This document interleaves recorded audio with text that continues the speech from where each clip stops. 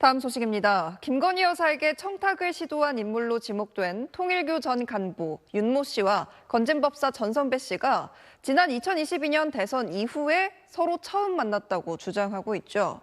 그런데 검찰이 그보다 더 전인 2020년을 전후한 시점부터 두 사람이 알고 지냈다는 진술을 확보한 걸로 전해졌습니다. 전현남 기자의 단독 보도입니다. 김건희 여사 선물용으로 건진법사 전성배 씨에게 다이아몬드 목걸이와 명품 가방 등을 건넨 혐의를 받고 있는 통일교 전 간부 윤모 씨. 윤 씨는 통일교 2인자 합격인 세계본부장이었던 2022년 3월 윤석열 전 대통령과 1시간가량 따로 만났다고 말했습니다. 제가 3월 22일 날 대통령을 뵀습니다. 1시간 녹대를 했습니다. 이 발언이 논란이 되자 윤 씨 측은 전 씨를 처음 만난 시기가 윤 전 대통령 당선 이후인 2022년 4월경이라고 밝혔습니다. 건진법사 전 씨와 윤 전 대통령 독대 사이엔 아무런 관계가 없다는 식으로 해명한 건데 전 씨 측도 윤 씨와는 대선 이후 알게 된 사이라고 주장했습니다. 하지만 건진법사 법당 사정을 잘 아는 복수의 관계자들은 지난 2020년을 전후해 전 씨와 윤 씨의 교류가 시작됐다고 SBS 취재진에게 밝혔습니다.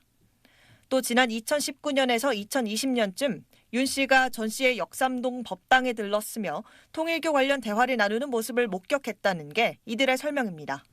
검찰도 관련 진술을 확보하고 두 사람이 지난 대선 전부터 긴밀한 관계를 유지해왔을 가능성에 주목하고 있습니다. 윤 전 대통령 부부와 관련한 청탁 의혹 등을 부인하기 위해 두 사람이 처음 만난 시점부터 사실과 다르게 말하는 게 아닌지 의심하고 있는 겁니다. 검찰은 지난 대선 전에도 둘 사이의 만남과 돈 거래 등이 있었는지를 확인하는 데 수사력을 집중하고 있습니다. SBS 전연남입니다.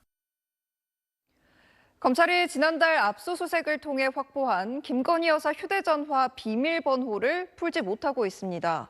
김 여사가 비밀번호를 알려주지 않고 있다고 전해졌는데 함께 확보된 수행비서의 휴대전화도 김 여사 것처럼 바꾼 지 얼마 되지 않은 걸로 확인됐습니다. 동은영 기자의 보도입니다. 지난달 30일 서울 남부지검은 윤석열 전 대통령 부부의 서초동 사저를 전격 압수수색했습니다.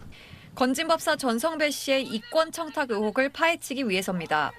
검찰은 김건희 여사의 휴대전화 3대를 압수했는데 그중 2대는 코바나 컨텐츠 사무실에서 음악을 재생하는 용도의 공기계였습니다.